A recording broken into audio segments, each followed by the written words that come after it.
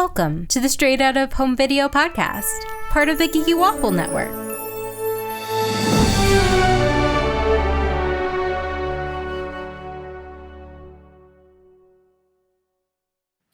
And welcome to actually our last, not our last podcast, but our last direct straight to home video kind of movie. And it's Brother Bear 2 because I have been putting this off forever. I'm Candace. And with me is Vanessa. Hey, Vanessa. Hello. And Mack. Hey, and can I just say that don't forget my offer of taking over this podcast and turning it into straight out of home video for horror movies. That's too much of a 180. That would be wild.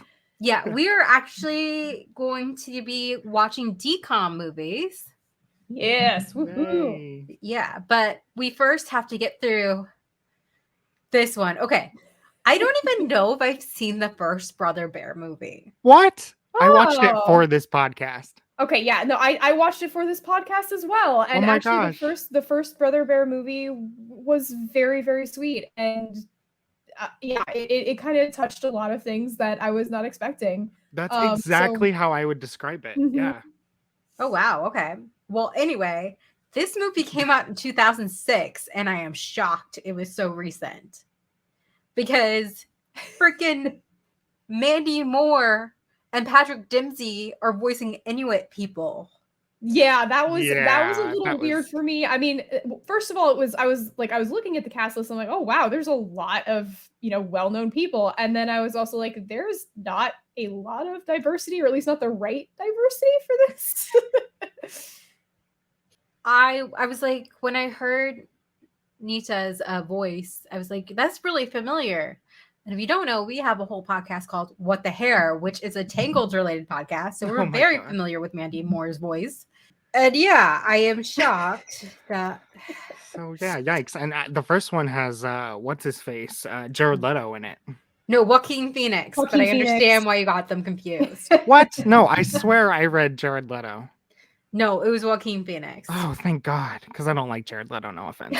But the thing is, like, I don't like Joaquin Joaquin Phoenix Phoenix. and Patrick Dempsey sound nothing alike. They sound No. nothing alike. No, and so I watched these movies back to back, and it was very noticeable.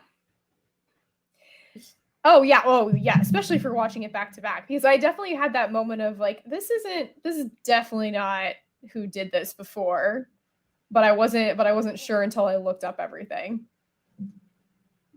Yeah. So, okay. So it takes place after the first film. Can I? I've been just, I Isn't was it- calling Patrick Dempsey in my head. Joaquin to Patrick. Yeah. Patrick has been a bear. Is it for a Kenai or while. Kenai? Now I can't even Kenai. remember how it's Kenai, pronounced. I Okay, think. I do remember the cute little bears named Coda. yes. So yeah, Coda, he's a bear with his little brother Coda, well, adopted little brother, right? Yes. Yes. Yes, okay. And Kenya is like having visions of his human life when he remembers his like childhood friend Nita. I think that And- was just like, wasn't that just an expository flashback or no? Definitely, because that Yeah. wasn't in the first movie. Yeah, no, I just like I feel like they were that was like the setup, and he was I guess he was dreaming it though, so he was dreaming it, and that was the expository setup for the rest of the movie. Which, when they dream it, I'm always like, so is that how it actually happened, or? Right. Anyway, we could have a little bit of an unreliable narrator there. Yeah. Like, what if she's not into you at all, dude, and this is just totally your like perception? Right. Yeah. But anyway, as we find out, that's not the case. It is. I yeah, just it wanna probably say- is. Too, that like I was so happy this wasn't one of those like there's 3 separate stories with a single running story. I actually kind of appreciated that it was a flat out it actually a sequel instead of like a like a It was, but it was also one of those things where it was like, did we really have to have this movie exist? No. I'm not exactly upset that it exists. Like, it wasn't that bad to me, but at the same time, I just don't understand exactly where the thought process came from when they decided to make this movie. Okay, so we lost Mac, but we're gonna soldier on without him because I am mad at this movie because it's just like every trope with people of color movies that I hate are in this. Like Melissa Eldridge, she sings songs, and they're like, it's magic and things, and I'm like, this feels very insensitive to people and their cultures. Yeah, I don't know. It was just kind of I just think that the plot was very forced, and it was just I just don't understand why somebody felt the need to make this movie. Money. But Brother Bear, I don't think was very popular, was it? So I don't understand why they thought that they could make money off of this. I don't know. I feel like it's just like every Disney movie, I feel like nearly every Disney movie got a sequel, practically. Yeah. It's like a handful. I guess. And they just felt like, well, we did the one, so now we just have to do another one to keep the trend. And also we're out of ideas, maybe? I don't know. Yeah. So, okay. So Nita is about to get married to this guy she's never met. And the ground literally splits open because she's apparently already betrothed to the bear.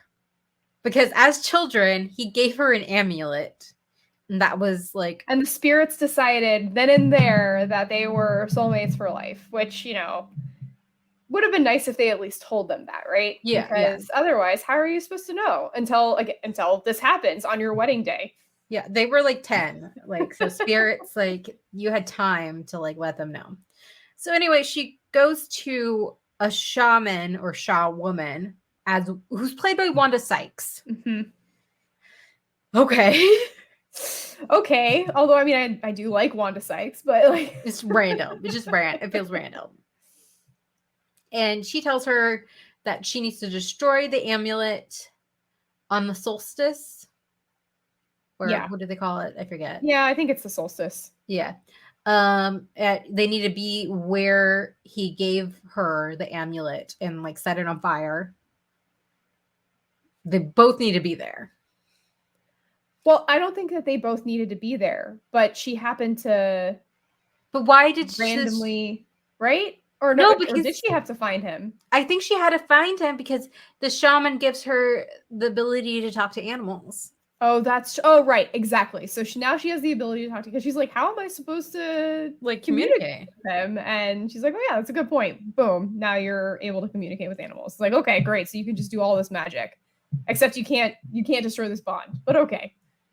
Yeah. So it's pretty much them going to this cliff where they have to go and destroy it, and they fall in love. Or they rediscover the love they had for each other is, I guess, what they were going for, because, you know, apparently they are soulmates. Yeah, that's true. And the whole time, though, it was very sad, though, because they're also showing the fact that, oh yeah, they're falling in love. And then, but at the same time, Coda is feeling really, really left out because they are being very, very ignorant. I don't know why they're ignoring him so much. Like, I mean, I get that it's like, oh yeah, we're rediscovering love for each other, but it's also like, dude, you literally became a bear to be a big brother to this other bear, and you are not doing your job. Yeah, they're third wheeling him really hardcore, and he's a child. He doesn't understand. He's a child. It's so sad. Oh, wait, how can I even forget how this movie starts? It's with the moose. Oh yeah, talking about the birds and the bees. Which and that's the whole that was the whole setup. I forget now. It was because it was this whole thing of like, you know, the season of love is in the air, and I'm like, this is literally all about just mating. I don't really okay. It's not about love, it's about mating. I mean, I guess for a kid, it's, you know, one and the same. You're not really thinking about the other stuff, but that's definitely what they're going for. Yeah, it's really awkward. I do Especially love the moose though. I mean, it's Dave Thomas and Rick Moranis. This is Yeah. actually Rick Moranis's last acting role before he retired. No way, really? That's a Yep. weird one to go out on. Yeah, But it's like World War II. Maybe that was like, I'm done. I do love them though, just because the whole like Canada thing. I don't. It's ridiculous and it's dumb, but it just tickled me for some reason. Yeah, they have Canadian accents. If y'all don't remember, the mooses have Canadian accents, and they argue and they're silly. And yes, and in this one, they are trying to get female moose, which they succeed at. They do succeed. With the help, of course, of the bears. Yeah. Oh, and what is Nita? Nita. Yeah, they give them love advice, which is so awkward. Yeah, I just don't. It was just a why for me the entire time. Why is this movie happening? But it didn't make me mad. But it was just kind of like it was just there. I don't get why it needed to be made. I don't get why they probably spent a ton of money on these actors. I don't know. Yeah, I don't get the thing with big name actors and especially these kind of movies, because kids aren't going to care that Patrick Dempsey from Grey's Anatomy is in this. It must be something to draw in the parents and just be like, oh, it must be a great Disney movie because these people are in it. Yeah, it must have some merit. But this one was just, like I said, it wasn't painful, but it was just kind of meh. Okay, I'm not gonna lie. Okay, so they destroy the amulet. Yes. And she's like, okay, I'm gonna go marry this guy that I'm supposed to marry. And Coda's feeling bad because his brother decided to stay with him versus like the woman he loves. I don't know why this disturbs me, but she decides to turn into a bear. Well, because that's her true love. I mean, you know, this is something that happens though time and time again throughout Disney or any, you know, I mean, a lot of different kinds of stories, right? Is that somebody turns into something. I mean, you see Little Mermaid, she turns into a human. You see, well, I mean, Beauty and the Beast, but I mean, I know he was originally human anyway, but he turned, you know. But it's just like this is the love stories has been like, oh, you can't actually be with the one you love until you're that same species, which I mean definitely makes sense. But at the same time, it's like, but you're also leaving, like when you're doing that, you're leaving behind everything else in your entire life for something that you don't, you know, you're not exactly sure is gonna be the thing for you forever. It's just you're giving up yourself. Like it feels like. Yeah. Like your whole being. But this, I mean, it's not even Disney. I mean, think of Shrek. Think of like Splash. All of these things. Well, notice how it's usually the woman who's doing it too. Well, in Splash it wasn't. But yes, I get you. Oh, I forgot how that ended. Yeah. But yeah, it is. But you are giving up like all of the rest of your family, the rest of yourself, and it's just kind of like a love conquers all situation, which is like, yes, that's very cute in theory, but it is like a very romanticized idea. And all of these things usually happen like on the spot because it's like, oh yeah, you just know this is it. This is it forever. Mm-hmm. And I'm like, I don't know. I think she might be a little weirded out later on that she is a bear, but who knows? Like, are they gonna like birds and the bees it and have like baby bears? Yes, absolutely. I thought maybe they could turn the little baby bear into a human too. I thought that too. I was like, why can't we just turn everybody back into a human? Because they have like their extended family, I guess, of bears. But I don't know.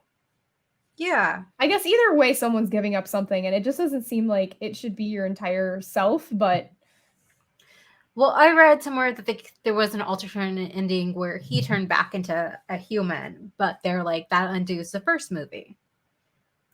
Right. But then it's just more people turning into bears.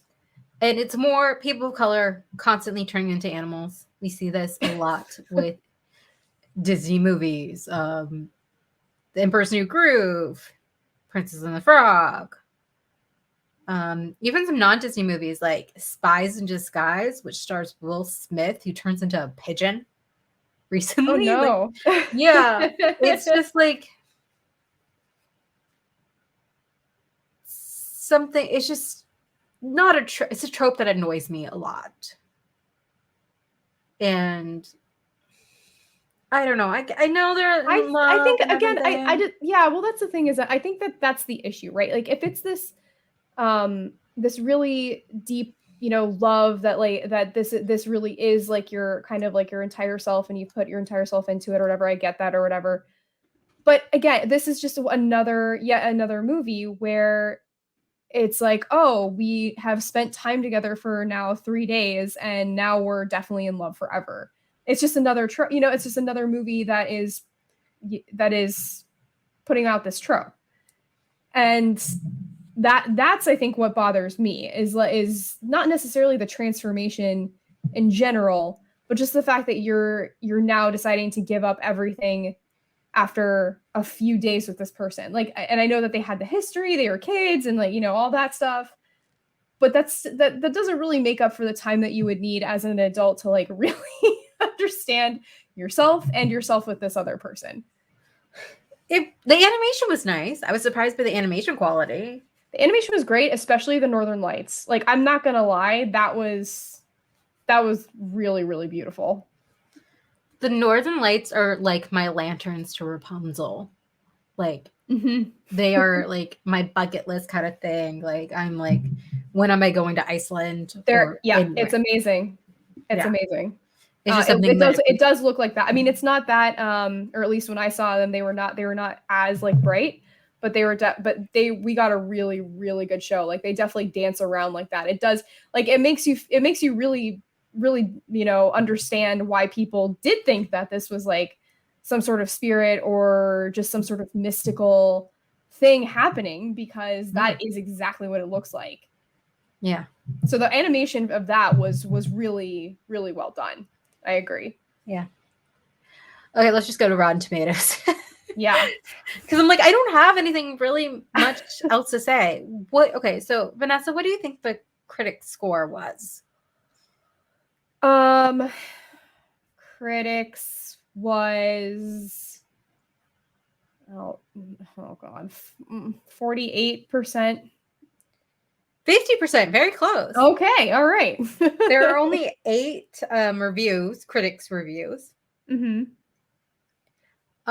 People said like, yeah, Dave Thomas and Rick Moranis are funny or cute, like. Real Talk Movie says Brother Bear 2 is a keeper, mostly because of its charming story and great background music. Which I didn't. Okay. Yeah, the background music was okay. Music was fine. Yeah. Yeah, not as memorable as its predecessor, but it has plenty of it going for it.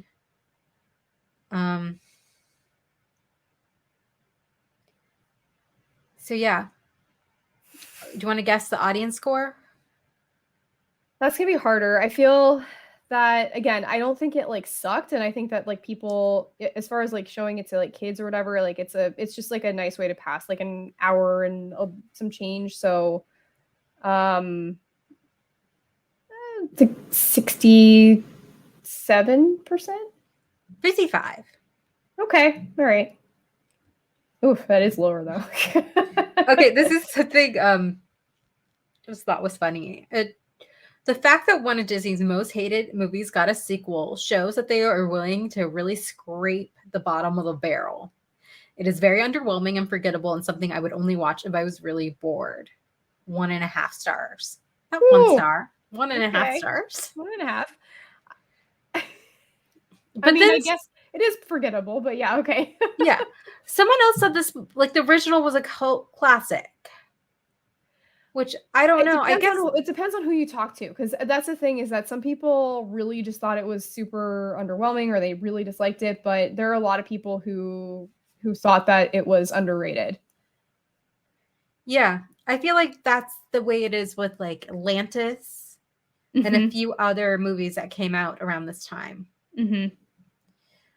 But yeah, the people who like Brother Bear, the original, they like this one. So, but I liked the original, and I'm not super happy about it. I mean, again, I don't hate it. I just don't love it. Yeah, a lot of people agree with you and say like this did not need a sequel. Yeah, like especially since like it's not even propagating the same kind of themes that the first one did. Yeah, like the first one was about family and about this whole, and then this one was literally just about, well, mating, love and mating. God. Okay. Yep. And it's just him once again making the decision to stay with his brother. Yes, which again is fine, but then it just didn't add anything at all to the overarching world or story or anything. Yeah.